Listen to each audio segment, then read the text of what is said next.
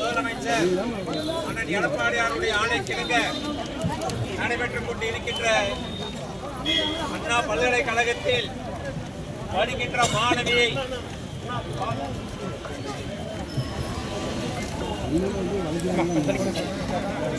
அண்ணா பல்கலைக்கழகத்தில் படிக்கின்ற மாணவியை பாலியல் தொல்லை செய்ததை இந்த அரசு கண்டும் காணாமல் இருப்பதை கண்டித்தும் உண்மையான குற்றவாளிகளை கைது செய்ய வேண்டியும் மாண்புமிகு கழக பொதுச் செயலாளர் அண்ணன் எடப்பாடியாருடைய ஆணைக்கிணங்க நடைபெற்றுக் கொண்டிருக்கின்ற இந்த கண்டன ஆர்ப்பாட்டத்திற்கு வந்திருக்கின்ற அத்தனை பேரையும் முதலில் வரவேற்று திரளாக வருகை தந்திருக்கின்ற ஒன்றிய நகர பேரவை கழக செயலாளர்கள் மற்றும் கழகத்துடைய பொறுப்பாளர்கள் மகளிரை சேர்ந்த பொறுப்பாளர் அத்தனை பேருக்கும் முதற்கண் வணக்கத்தை தெரிவித்துக் கொண்டு இன்று காவல்துறை அனுமதி மறுத்ததன் காரணமாக நாம் முழுமையாக ஒளிபரப்பி வைக்க முடியாத ஒரு சூழ்நிலை ஏற்பட்டு இருக்கின்றது.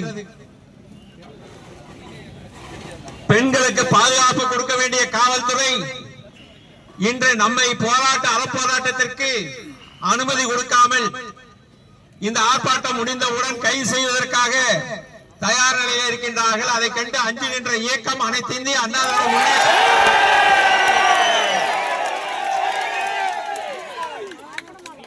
கடந்த 23 உலக புகழ்பெற்ற சென்னையில் இருக்கின்ற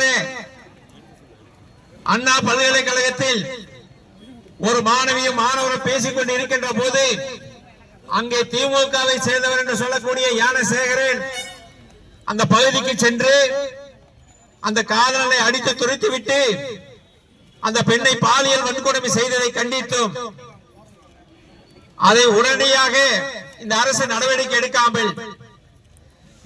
எடுக்காமல் மட்டுமல்ல, காவல்துறையினுடைய சென்னை ஆணையாளர் இவர் ஒருவர் தான் குற்றவாளி என்று சொல்லி இன்னொருவர் சார் என்று சொல்லக்கூடிய அந்த யார் என்று கேட்கின்ற அளவுக்கு காவல்துறை மறைத்துக் கொண்டு இருக்கின்றது.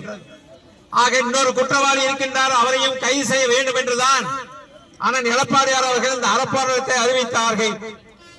இதுகாரம் இல்லாத அளவிற்கு இந்த முறை தமிழக அரசு மிகவும் கடுமையாக இந்த போராட்டத்தை நடத்தக்கூடாது என்று பல்வேறு பகுதியில் இருந்து காவல்துறையை கொண்டு வந்து ஒவ்வொரு மாவட்டத்திலும் இது போன்று அனுமதி மறுக்கப்பட்டு இருக்கின்றது. ஆனாலும் கூட பாதிக்கப்பட்ட பெண்ணுக்கு நியாயம் வேண்டும். அதே நேரத்தில் இருக்கின்ற பெண்களுக்கும் கல்லூரி மாணவ மாணவிகளுக்கும் பாதுகாப்பு தர வேண்டும். இன்று போதை மாநிலமாக தமிழகம் உருவாகிவிட்டது, அதை தடுக்க வேண்டும். அது மட்டுமல்ல, அண்ணா பல்கலைக்கழகம் என்பது உலக புகழ்பெற்ற கழகம், இந்தியாவிலேயே முதல் பல்கலைக்கழகம் என்று பெயர் எடுக்கின்ற அளவுக்கு ஒரு நல்ல படிப்பிருக்கின்ற கல்லூரியாக இருந்து கொண்டு இருக்கின்றது. அந்த கல்லூரியிலே படிக்கின்ற மாணவிக்கு இந்த நிலைமை என்று சொன்னால் இந்த ஆட்சியாளர்கள் என்ன செய்து கொண்டு இருக்கின்றார்கள், காவல்துறை என்ன செய்து கொண்டு இருக்கின்றது? காவல்துறை அதை கண்டிப்பதை விட்டுவிட்டு நமக்கு போராட்டத்திற்கு அனுமதி மறுப்பதும் நாம் ஒட்டுகின்ற போஸ்டர்களை போலீஸ் கிழிப்பதும் தான் இன்று தமிழக அரசு காவல்துறைக்கு கொடுத்திருக்கின்ற பணியாக இருக்கின்றது. மக்களுக்கு பாதுகாப்பு கொடுக்கின்ற பணி கிடையாது. இன்று தமிழகம் முழுவதும் எங்கே பார்த்தாலும் போதை நிறைந்த மாநிலமாக தமிழகம் உருவாகிவிட்டது என்று சொன்னால் அதற்கு இந்த மைனாரிட்டி திமுக அரசு தான் காரணம். ஏனென்று சொன்னால் கடந்த 10 ஆண்டு காலம் அம்மாவில் இருக்கின்ற போதும் அண்ணன் எடப்பாடியார் இருக்கின்ற போதும் தமிழகம் பாதுகாப்பான மாநிலமாக இருந்தது, போதை இல்லாத மாநிலமாக இருந்தது. பள்ளியிலே படிக்கின்ற மாணவ மாணவிகளுக்கும் கல்லூரியிலே படிக்கின்ற மாணவிகளுக்கும் பாதுகாப்பாக இருந்தது. சட்டத்தின் ஆட்சி நடைபெற்றது. ஆனால் இன்றைய தினம் நடைபெறுகின்ற ஆட்சி என்பது குற்றம் செய்வர்களுக்கு பாதுகாப்பாக இருக்கின்ற ஆட்சியாக இருக்கின்றது.